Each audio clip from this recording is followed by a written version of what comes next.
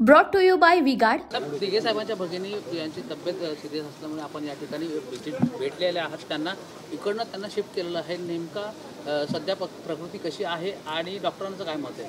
हे आनंद दिघे साहेबांच्या भगिनी अरुणा गडकरी यांना पॅरालिटिक अटॅक आला आहे आणि त्यांना मी पाहायला आलो आणि नंतर डॉक्टरांशी चर्चा केल्यानंतर ज्युपिटरमध्ये शिफ्ट करण्याचा निर्णय घेतला आहे आणि त्याप्रमाणे त्यांची प्रकृती स्टेबल आहे आणि जे पुढचे जे काही उपचार आहेत ते ज्युपिटरमध्ये करण्याचा निर्णय घेतला आहे।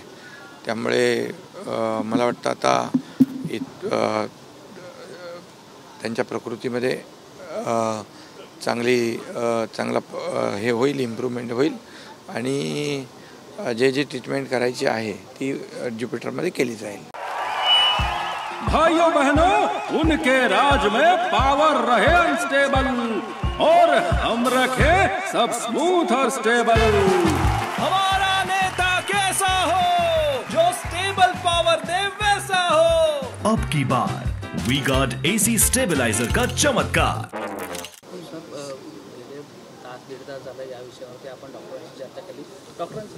नाही, मीटिंग झाली डॉक्टरांच्या बरोबर आणि ठरलं की बाबा आपण ज्युपिटरमध्ये शिफ्ट करू। तिथे सगळ्या इक्विपमेंट, सगळ्या ट्रीटमेंट्स, या सगळ्या MRI असेल, मग तिथे सगळं इन हाऊस आहे, त्यामुळे आपल्याला ट्रीटमेंटसाठी ते ज़्यादा बरं पडेल आणि त्यासाठीच निर्णय घेतला आपण शिफ्टिंगचा।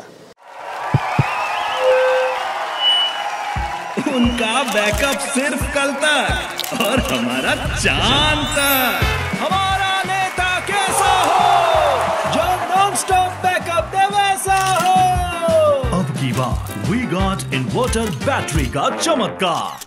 सर, पुण्याचं प्रकरण अतिशय तापलेलं आहे, टीका करताय। राहुल गांधींनी देखील यावर टीका केली आहे। ते म्हणताय की श्रीमंत आणि गरिबांमध्ये दरी तयार होतीये, गरिबांना वेगळा न्याय आणि श्रीमंतांना वेगळा न्याय। बिलकुल असं होणार नाही। मी स्वतः पोलीस आयुक्तांशी बोललो आहे, यामध्ये कुठल्याही प्रकारची लापरवाही किंबहुना काही कुणाला पाठीशी घालण्याची आवश्यकता नाही, घातलं जाणार नाही आणि जे काही नियमानुसार कायदेशीर कठोर कारवाई जी आहे यामध्ये होताना आपल्याला दिसेल आणि ती दिसते। त्यामुळे कुठल्याही परिस्थितीमध्ये कायदा सुव्यवस्था राखण्याचं काम पोलिसांचं आहे, त्याप्रमाणे मी आयुक्तांना सूचना दिलेल्या आहेत, निर्देश दिलेले आहेत। सर, काल 5 टप्प्याचं मतदान झालं, त्यामध्ये काही ठिकाणी गैरसोय झालेली आहे लोकांची आणि कमी मतदान देखील झालेलं आहे। तुम्ही आदेश दिलेले आहेत की अशा प्रकारच्या भविष्यामध्ये होऊ नये, काय नेमके आदेश दिलेले आहेत आणि काय पुढे उपाययोजना? मी स्वतःच आपले राज्याचे मुख्य सचिव यांना सूचना दिलेल्या आहेत की निवडणूक विभाग जो आहे राज्याचा, त्याला ज्या काही गाईडलाईन्स आहेत या गाईडलाईनप्रमाणे मग उन्हासाठी थोडी सावली असेल, पिण्याचं पाणी असेल, ज्येष्ठांना बसायसाठी काही खुर्चीची व्यवस्था असेल आणि ज्या रांगा लांब लांब लागल्या त्याच्यामध्ये जे काही मतदानाची प्रक्रिया आहे जी आहे ती अधिक वेगाने होण्याची आवश्यकता असते।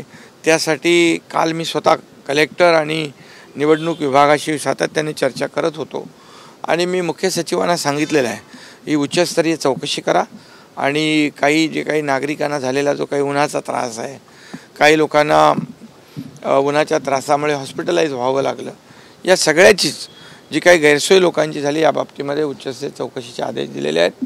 यामध्ये जे कोणी दोषी असतील त्यांची कारवाई केली जाईल। साहेब, काही वेळापूर्वी राज्यामध्ये अनेक ठिकाणी अवकाळी पाऊस देखील झाला आहे, बऱ्याच ठिकाणी भुईमुगाचं नुकसान झालेलं आहे, शेतकऱ्यांचं मोठ्या प्रमाणात नुकसान झालं आहे, त्याबद्दल काय उपाययोजना करणार? मी ऑलरेडी सगळ्या सूचना जिल्हाधिकारी, डिव्हिजनल कमिशनर आणि मुख्य सचिवांना दिलेल्या आहेत। निवडणुका तर असतातच, निवडणुका येतात जातात, परंतु शेतकऱ्याला कोणीही आम्ही वाऱ्यावर सोडणार नाही। ज्या ठिकाणी नुकसान झाले, अतिवृष्टी, गारपीट झाले, त्याचे पंचनामे युद्धपातळीवर करण्याच्या सूचना दिल्या आहेत, त्यांना नुकसान भरपाई देण्याच्या सूचना दिल्या आहेत।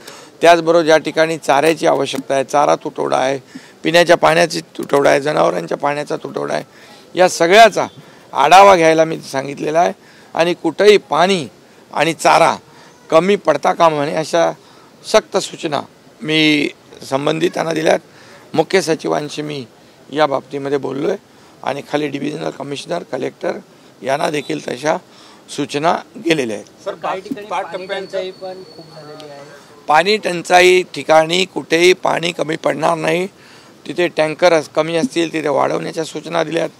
चारा छावण्या आहेत किंवा चारा जिथे कमी असेल जनावरांचा तो देखील त्याची पूर्तता करण्याच्या सूचना दिल्यात. कुठेही सरकारच्या वतीने कुठेही कमी पडता कामा नये. शेवटी शेतकरी आहे, मायबाप आहे आपला, आणि त्याच्या मागं नेहमी सरकार उभं राहिलेलं आहे. सरकार शेतकऱ्याला वारंवार सोडणार नाही.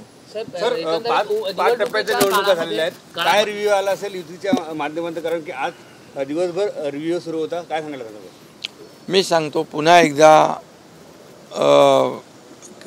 केंद्रात मोदी सरकार येईल आणि राज्यामध्ये गेल्या वेळच्यापेक्षा जास्त जागा येतील. साहेब, राज्य सरकारची संपूर्ण यंत्रणा जी आहे निवडणुकीच्या कामामध्ये व्यस्त असल्यामुळे अनेक ठिकाणी शेतकऱ्यांना जो पंचनामे आहेत या विविध गोष्टींसाठी वेळ मिळत नाही. असं नाही, शेतकऱ्यांना पंचनामे असतील, कुठे चारा छावण्या कमी असतील किंवा चारा कमी असेल, पिण्याचं पाणी कमी असेल, इथे कुठंही दिरंगाई होणार नाही अशा प्रकारच्या सूचना दिलेल्या आहेत. त्यामुळे निवडणुका जरी असल्या तरीसुद्धा पंचनामे आणि हे चारा आणि पाणी कुठेही कमी पडू दिलं जाणार नाही. Brought to you by V-Guard.